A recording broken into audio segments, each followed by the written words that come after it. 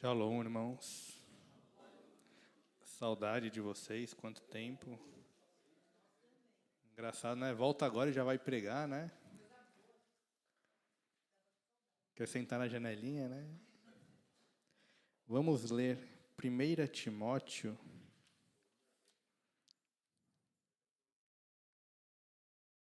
capítulo 1, a partir do verso 12. Diz assim: Dou graças a Cristo Jesus, nosso Senhor, que me deu forças e me considerou fiel, designando-me para o ministério. A mim, que anteriormente fui blasfemo, perseguidor e insolente, mas alcancei misericórdia. Porque o fiz por ignorância e na minha incredulidade. Contudo, a graça de nosso Senhor transbordou sobre mim com a fé e o amor que estão em Cristo Jesus. Esta afirmação é fiel e digna de toda aceitação. Cristo Jesus veio ao mundo para salvar os pecadores, dos quais eu sou o pior. Mas por isso mesmo alcancei misericórdia, que para mim, o pior dos pecadores, Cristo Jesus demonstrasse toda a grandeza de sua paciência, usando-me como um exemplo para aqueles que nele haveriam de crer para a vida eterna. Ao Rei eterno, o Deus único, imortal e invisível, sejam a honra, a glória para todos sempre. Amém. O tema que eu separei hoje para a gente falar é sobre devoção. E ele é muito presente nesse conjunto de cartas que inclui 1 Timóteo, 2 Timóteo e o livro de Tito. Elas são chamadas de cartas pastorais. Por quê? Porque ele tem um propósito, tem uma característica que é realmente para ensinar como agir no dia a dia. Pegar tudo aquilo que os apóstolos ensinaram, aquilo que Jesus ensinou e aplicar no dia a dia, né? Mas antes da gente falar de devoção em si, a gente tem que falar sobre o que é a salvação. Então, todos nós somos pecadores. Então, a gente abriu com esse texto demonstrando o reconhecimento que Paulo tinha de como ele era pecador. Até ele fala, né, dentre os quais eu era o pior. Então, se a gente não tem esse primeiro passo de reconhecer que somos pecadores, que somos carentes, necessitamos da glória de Deus, do perdão, da sua misericórdia, então não há como ter salvação. Porque nós recusamos deliberadamente a salvação se não agimos dessa maneira. Deus, ele é a fonte de todo o bem. Dele provém toda a sabedoria, toda a graça, toda a misericórdia. Em João fala que ele é o Pai das luzes. Então, tudo que tem de bom vem dele, provém dele. Então, quando nós recusamos a Deus, é uma ação deliberada da nossa parte. Nós agimos efetivamente contra Deus e recusamos. E assim nós nos tornamos inimigos de Deus. E quando nós reconhecemos, nós somos salvos. Mas nós somos salvos de quê? Nós somos salvos da ira de Deus. Nós não somos salvos do diabo, das obras das trevas. Não, nós somos salvos da ira de Deus. Porque Deus é um Deus de misericórdia, mas Ele é um Deus santo, Ele é um Deus justo. Então Ele não salva os pecadores que não são arrependidos, que não reconhecem seus erros, não se submetem à sua autoridade. E o próprio inferno, ele foi criado para o diabo. Ele não foi criado para os seres humanos. A ação do diabo de ir contra a vontade de Deus, Deus designou aquele lugar para ele. E os seres humanos serão mandados para aquele lugar justamente por seguir os passos do diabo. O diabo, ele não tem poder no sentido de ser uma outra fonte, a fonte do mal que duela contra o bem. Não existe isso. Deus, ele é o único supremo, ele é o único soberano, ele é o único que detém todo o poder. Então, os seres humanos vão para essa condenação junto com o diabo. Mas a vontade de Deus é que todos se arrependam e todos sejam salvos, através da obra redentora de Cristo Jesus, e para a glória de Deus. Amém? Então, Deus, Ele é justo. Ele não vai deixar de punir quem deve ser punido. Isso não está relacionado ao ato cometido, mas sim pela falta de arrependimento, como eu tinha dito. Então, vamos ler agora, com esse entendimento novamente, essa primeira parte de Timóteo, a partir do 12. Dou graça a Cristo Jesus, nosso Senhor, que me deu forças e me considerou fiel, designando-me para o ministério. Então, aqui a gente vê que é uma obra de Deus agindo na vida de Paulo. Ele reconhece que quem considerou digno, quem considerou fiel, foi Deus. Não foi as atitudes que ele fez. Porque quais eram as atitudes de Paulo? Continuando no 13. A mim, que anteriormente fui blasfemo, perseguidor e insolente, mas alcancei misericórdia. A graça está disponível para todos nós. Porque eu fiz por ignorância e na minha incredulidade. Contudo, a graça de nosso Senhor transbordou sobre mim, com a fé e o amor que estão em Cristo Jesus. Esta afirmação é fiel e digna de toda aceitação. Cristo Jesus veio ao mundo para salvar os pecadores, dos quais eu sou o pior. Mas por isso mesmo alcancei misericórdia, para que em mim, o pior dos pecadores, Cristo Jesus demonstrasse toda a grandeza da sua paciência, usando-me como um exemplo para aqueles que nele haveriam de crer para a vida eterna. Ao Rei eterno, o Deus único, imortal e invisível, seja a honra, a glória para todos sempre. Amém. Então, aqui, eu achei muito interessante esse texto, aqui do 16, a segunda parte, usando-me como um exemplo para aqueles que nele haveriam de crer para a vida eterna. É muito comum a gente usar o termo, não julgue. Jesus falou para a gente não julgar. E, realmente, a gente não deve julgar porque nossas medidas são erradas. Então, o que Jesus fala, né? Tire a trave do seu olho para ajudar seu irmão. À medida que você julgar, você será julgado. Então, isso é uma defesa que nós devemos ter para nós mesmos, não julgar, para proteger a nossa vida. Mas o que Paulo está falando aqui é que as pessoas vão julgar umas às outras. Ponto. A gente não vai conseguir escapar do julgamento das outras pessoas em relação à nossa vida. Então, qual que é a nossa atitude?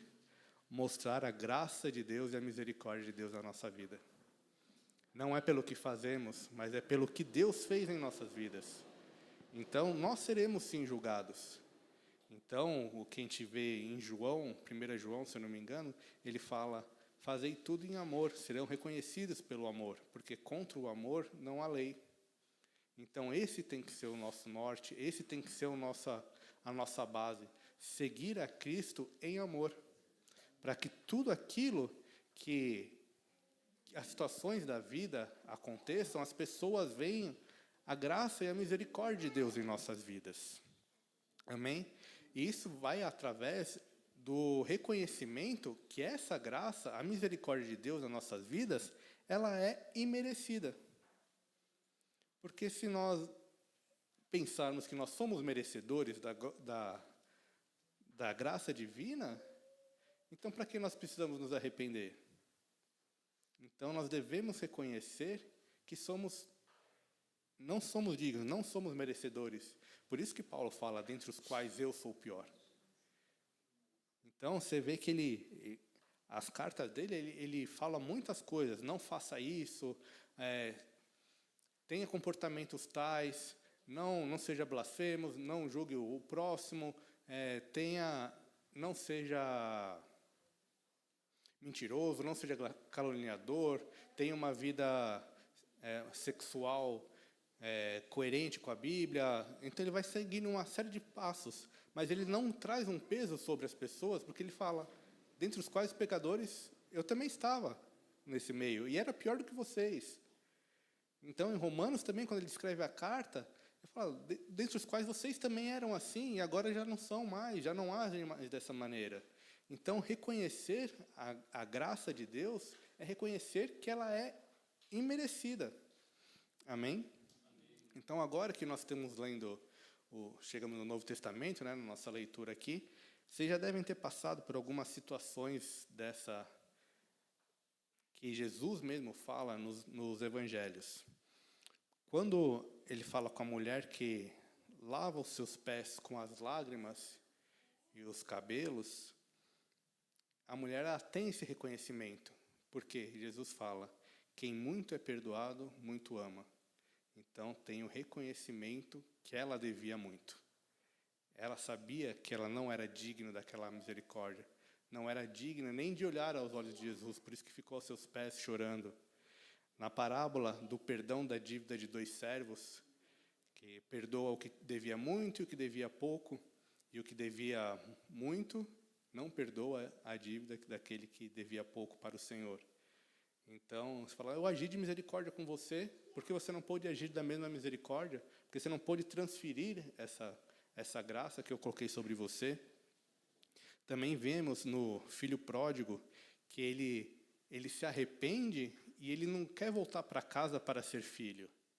Ele quer voltar para casa para ser tratado como um servo. Então ele fala, eu não mereço essa graça, eu não mereço ser tratado como filho, com honraria. Então, essa graça que Deus dá nas nossas vidas, ela tem que ser reconhecida como imerecida para nós. Esse tem que ser o ponto base para a gente. E é muito mais claro na parábola das 100 ovelhas. Porque em Lucas 15, 7, o trecho diz assim, haverá mais alegria no céu por um pecador que se arrepende do que por 99 justos que não necessitam de arrependimento. Então isso demonstra bem que Jesus está falando que a graça é imerecida. E a gente pode ver também várias situações de confronto entre pessoas que eram ricas, que vinham questionar Jesus, e como Jesus tratou com cada uma delas. Por exemplo, a parábola do samaritano, ela começa com o questionamento de um jovem rico. E ele fala, não, o que eu preciso fazer para herdar a vida eterna? Então, como que funciona a herança? O que você precisa fazer para herdar a vida eterna? Ou qualquer coisa? Nada. Se você já herda, então não tem a ver com quem você é, não o que você faz. Mas o pensamento dele eu sou rico, eu tenho capacidade, eu posso fazer. Então, o que eu preciso fazer para ter vida eterna? E aí Jesus fala a parábola e ame o Senhor de todo o seu coração. Na verdade, antes, né, ele fala, ame o Senhor de todo o coração, de toda a sua força, e ame o seu próximo como a ti mesmo. E o reconhecimento, a pergunta que o rico faz, qual que é? Quem é meu próximo? Ele não fala, como eu vou conseguir amar a Deus com toda a minha força? Como que eu faço isso? Então, ele já se considerou como um checklist ali. Não, eu já amo a Deus com todas as minhas forças, eu já amo a Deus com todo o meu conhecimento, eu só preciso saber o que eu preciso fazer. Ou seja, o próximo. Em contraste, a gente vê o Zaqueu, porque Zaqueu também era rico. E quando ele tem um encontro com Jesus, a lei de Moisés falava para você restituir o dobro daquele que você prejudicou. E ele fala o quê? Vou restituir 4 vezes mais. Então ele fala, vou restituir o dobro do que a lei me obriga. Então ele a riqueza não estava firme no coração dele, porque ele teve um encontro com Jesus, percebeu que aquela graça era imerecida e ele tinha que transferir essa misericórdia, essa graça que ele recebeu. E como se dá essa consciência, esse arrependimento? É só através do Espírito Santo. Vamos ler 1 Timóteo 2, o verso 5. Na verdade, vamos começar no 3, 2, 3. Isso é bom e agradável perante Deus, nosso Salvador, que deseja que todos os homens sejam salvos e cheguem ao conhecimento da verdade. Pois há um só Deus e um só mediador entre Deus e os homens, o homem Cristo Jesus, o qual se entregou a si mesmo como resgate por todos. Esse foi o testemunho dado em seu próprio tempo. Então, esse é o nosso reconhecimento. Nós temos que reconhecer que a salvação não depende de nós, mas ela depende de Deus. Então, falando desses dois casos que a gente comentou dos ricos, qual que era o pensamento corrente da época? As pessoas são abençoadas, as pessoas ricas são mais abençoadas do que as outras. Né? Então, por isso que quando Jó perde tudo aquilo da família, os amigos dele falam, não, você tem algum pecado, você tem alguma coisa, porque senão não teria acontecido tanta desgraça na sua vida. E o pensamento ainda era dessa forma. Os ricos são abençoados por Deus. E Jesus fala, é mais fácil um camelo passar num buraco de agulha do que um rico entrar no reino dos céus. Muitas vezes a gente já vê várias interpretações, que o camelo tinha que tirar a carga, entrar num buraco, que era uma porta em Jerusalém, não sei o quê. Mas a interpretação mais simples é que Jesus está falando do literal. O camelo é o animal maior da região. E ele está falando de um buraco de agulha. Por quê? Qual é a conclusão que Jesus faz em seguida? Porque para o que os homens é impossível, para Deus é possível. Então, não adianta você fazer o que você quiser. Você está falando, você é rico, você é abençoado. Os discípulos até perguntam, então quem pode ser salvo? Aí Jesus tira a carta da manga. Não depende de vocês. É obra de Deus. Vocês têm que corresponder à obra de Deus. Não fechar seu coração. Vocês têm que se arrepender. Vocês têm que reconhecer que Deus é soberano, que Deus está sobre todas as coisas. E é isso que Tiago fala também na carta de Tiago, quando começam a falar, não, faremos assim, iremos negociar, iremos ganhar dinheiro, iremos a tal cidade. E Tiago fala, vocês não devem falar assim.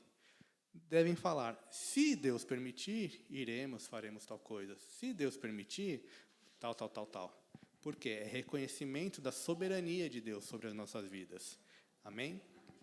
Tudo isso aqui que eu estava falando, isso é o que é chamado de doutrina dos apóstolos. Quando a gente vê nas Escrituras falando, persevere na doutrina dos apóstolos, leia a sã doutrina, é todo esse compilado que eu fiz.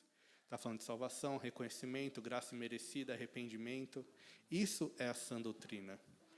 E o que tem a ver a devoção? A devoção, ela é a aplicação prática dessa doutrina. Vamos ler o capítulo 4 de 1 Timóteo.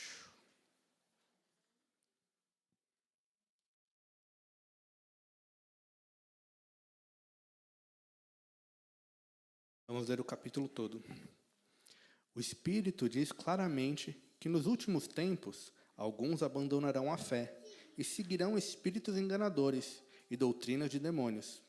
Tais ensinamentos vêm de homens hipócritas e mentirosos, que têm a consciência cauterizada e proíbem o casamento e o consumo de alimentos que Deus criou para serem recebidos com ação de graças pelos que creem e conhecem a verdade. Pois tudo o que Deus criou é bom, e nada deve ser rejeitado, se for recebido com ação de graça, pois é santificado pela palavra de Deus e pela oração. Se você transmitir essas instruções aos irmãos, será um bom ministro de Cristo Jesus, nutrido com as verdades da fé e da boa doutrina que tem seguido. Rejeite, porém, as fábulas profanas e tolas. Exercite-se na piedade. O exercício físico é de pouco proveito.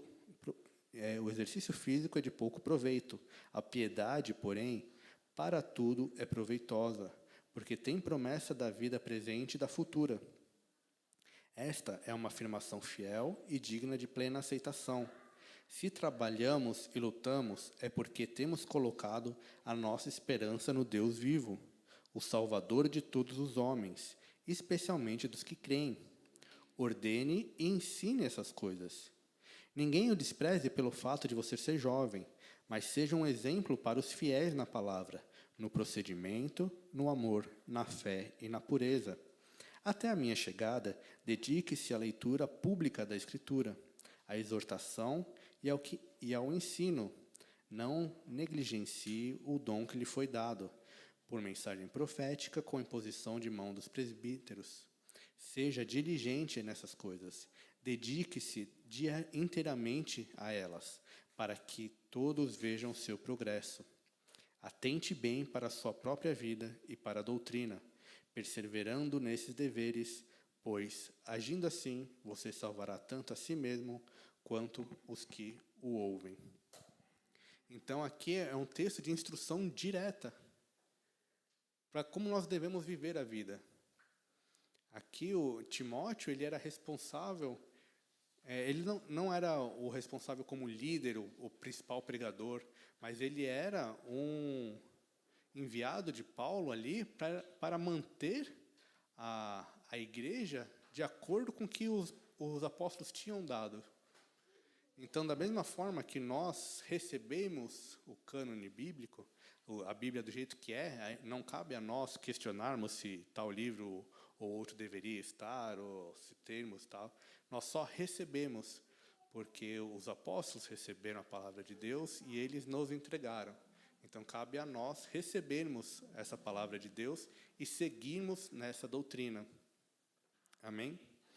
Então, embora sejam instruções específicas ali para Timóteo, como aqui fala, não se deixe ninguém desprezar por você ser jovem. Alguns de nós não são mais tão jovens assim, outros estão ficando mais idosos. Mas isso tem uma aplicação prática para a nossa vida, de qualquer forma. Não deixe de desprezar porque você é de uma classe social mais baixa.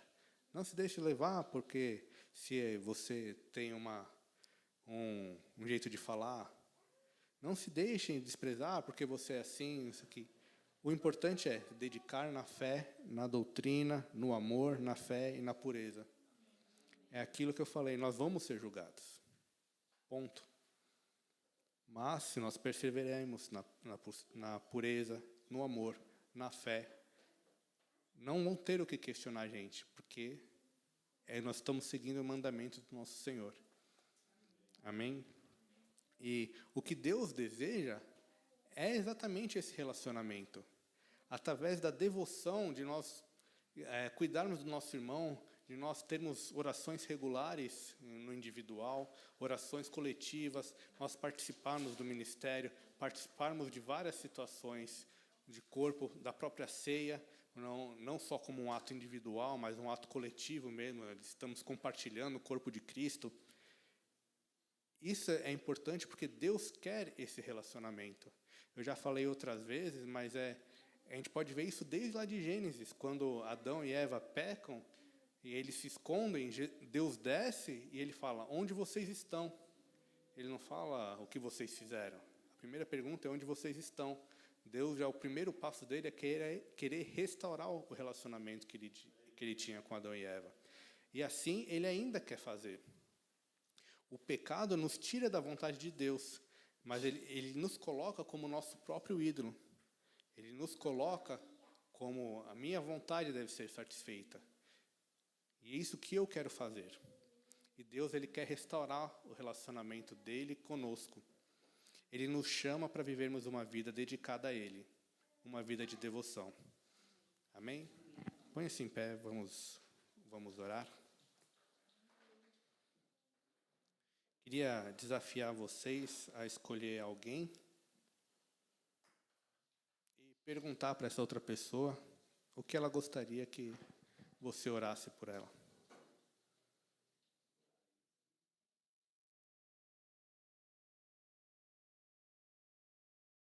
Marido e mulher não vale.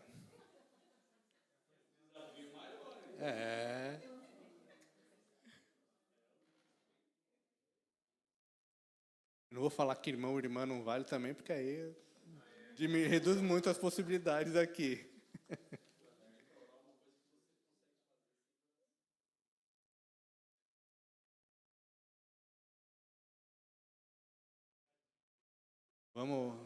exercitar a nossa devoção coletiva. E lembre-se desse pedido para, quando você for orar à noite, você for orar pela manhã, entregar a vida do seu irmão. Amém?